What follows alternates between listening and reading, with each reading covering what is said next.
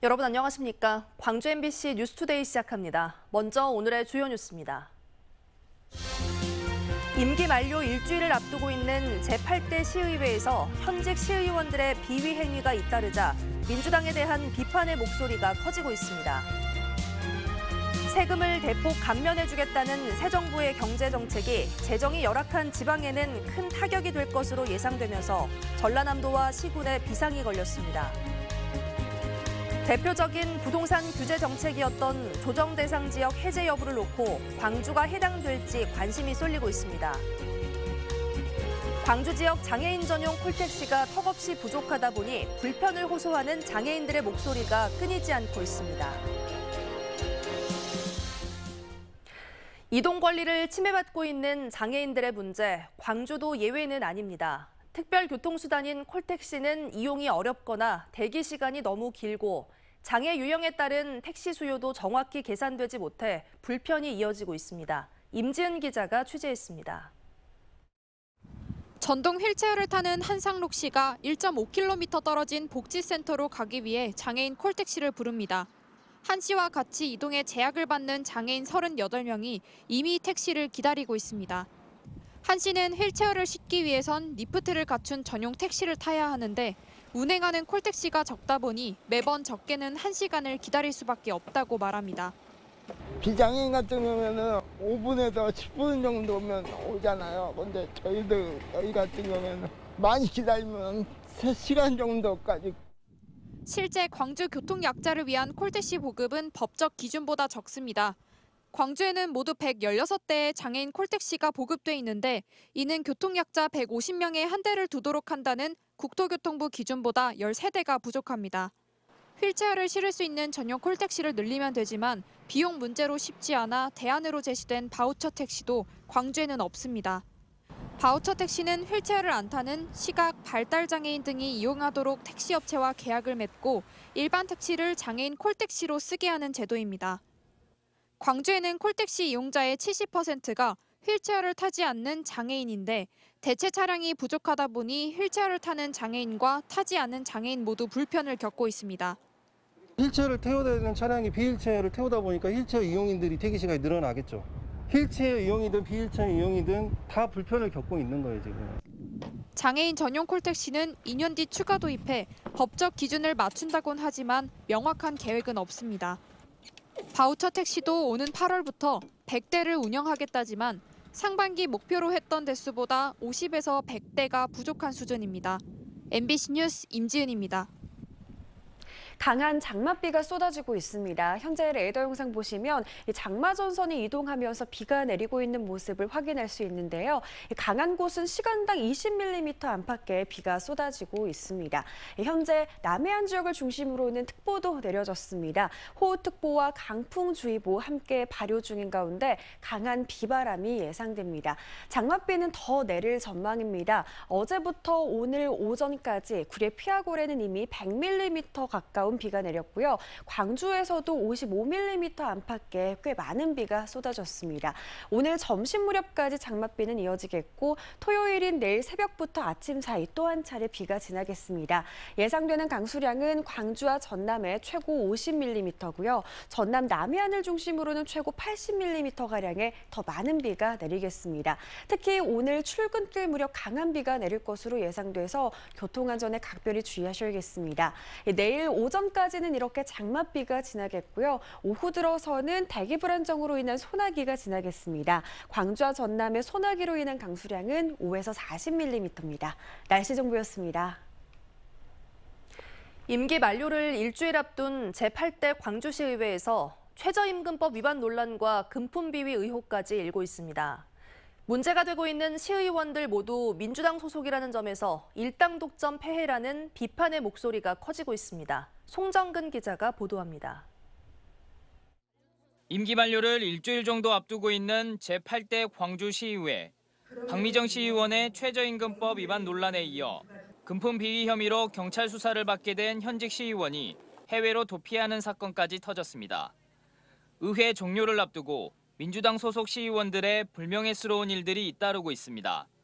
지난 4년을 되짚어보면 편법 사설 보좌관제 운영 과정에서 급여 일부를 돌려받은 시의원이 제명되기도 했고 일부 의원의 음주운전, 공직선거법 위반으로 의원직 상실 등 일부 의원의 부적절한 행위가 되풀이됐습니다. 잊을만 하면 반복되는 시의원들의 비위, 시의회를 민주당이 독점하고 있기 때문에 발생하는 폐해라는 지적입니다. 현대사회에 자랑스럽게 남아있던 광주 공동체 민주주의 위기를 지금 더불어민주당이 만들어가고 있기 때문에 이 책임은 매우 크다고 생각을 하고요. 지금 대우 각성이 필요하다고 봅니다. 9대 광주시의회 역시 민주당 소속 시의원들로 구성돼 있는 상황. 국민의힘 소속 의원이 한 명 있지만 민주당 견제는 사실상 불가능에 가깝습니다. 때문에 언제든지 똑같은 문제가 반복될 수 있습니다. 좋은 시의회가 될 수 있을 것인가에 대해 의문부호가 달릴 수 있는데요. 오히려 그럴 때일수록 시의회 의원들이 당리당략에 얽매기보다는 시민적 이해에 기초해서 9대 시의원 20명 가운데 11명은 시민들의 선택을 받지 않고 무투표 당선으로 의회에 입성하게 됐습니다.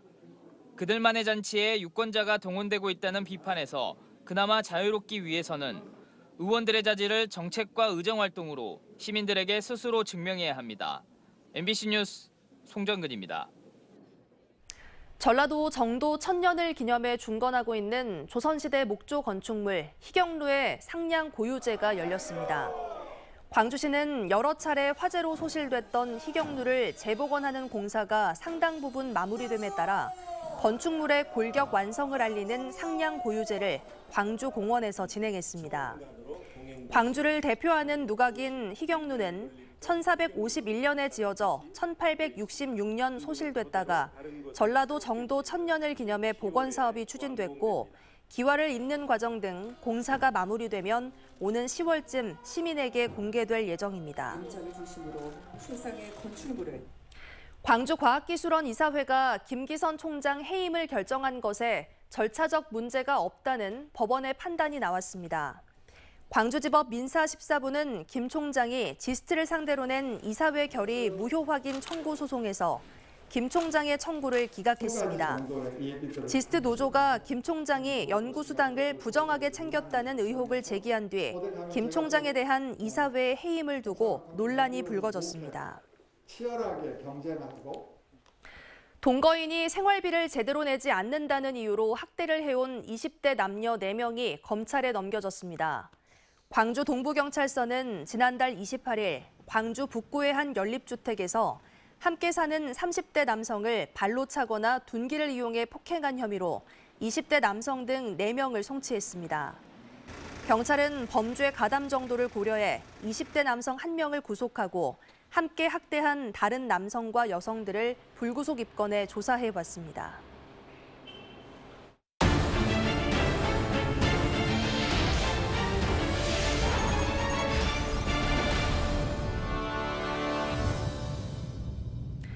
새 정부의 경제정책의 핵심 가운데 하나가 법인세, 종부세와 같은 세금을 대폭 감면해주겠다는 건데요.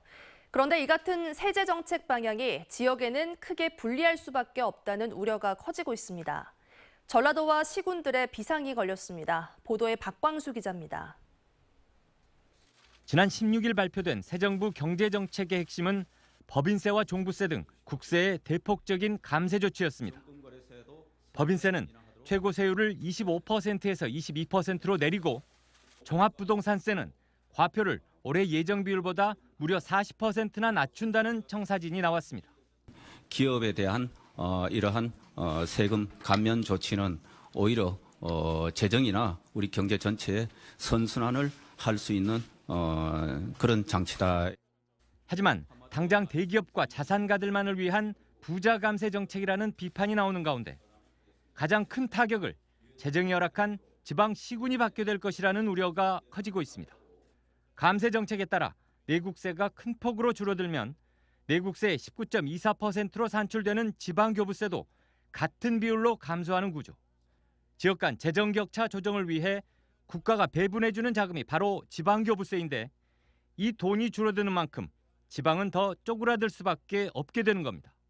지역마다 현실적인 고심이 내부적으로 커져가는 분위기입니다. 비교적 재정 여건이 나은 여수시의 경우도 연간 총 예산의 28%, 3,600억 원 정도를 지방 교부세로 충당하고 있기 때문입니다.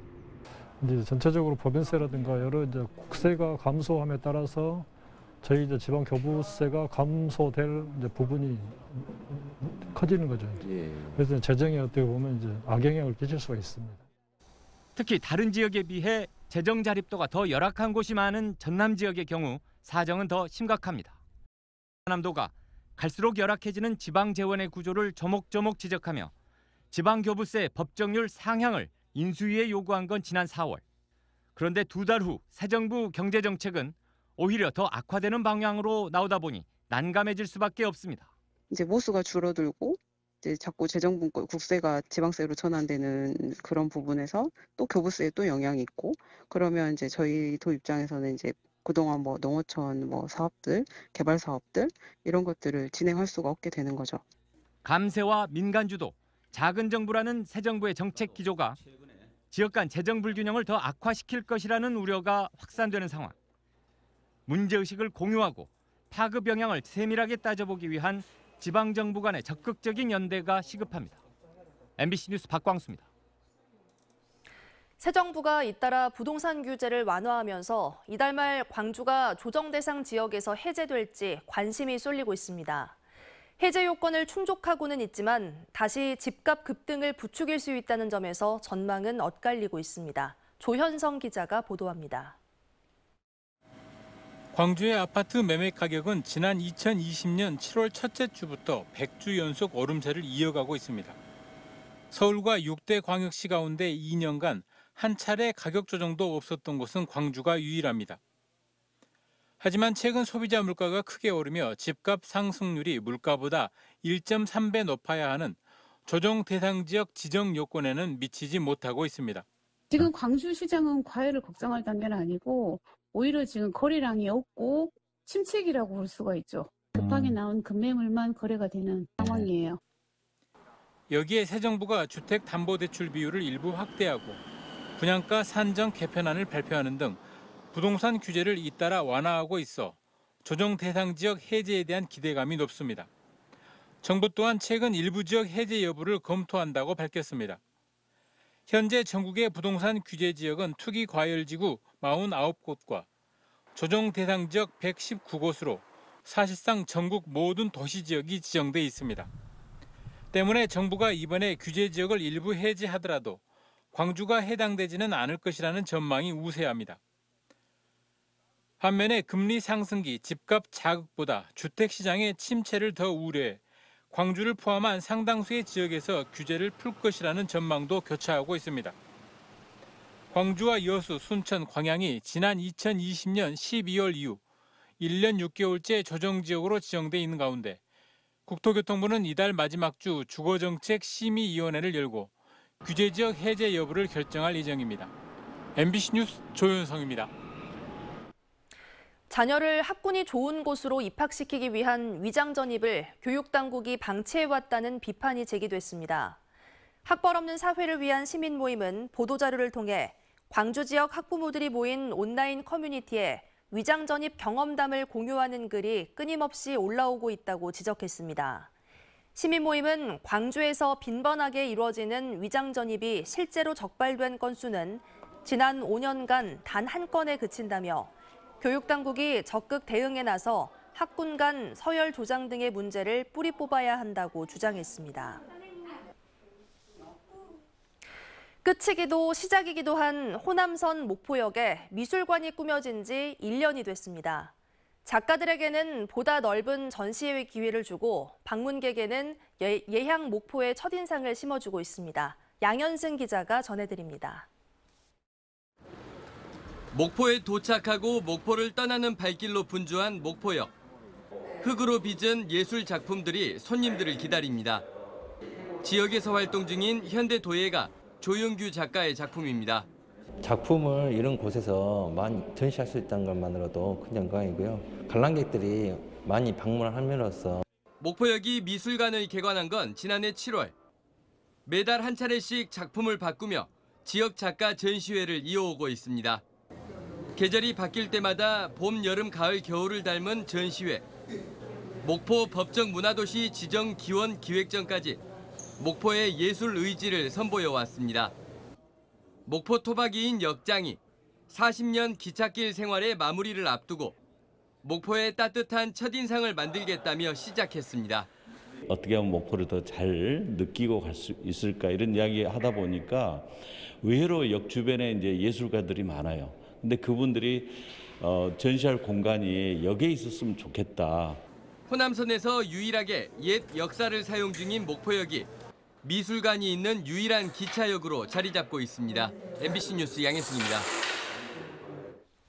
광주경찰청이 전사하거나 순직한 경찰관들의 희생을 기리는 추모공원을 만들었습니다.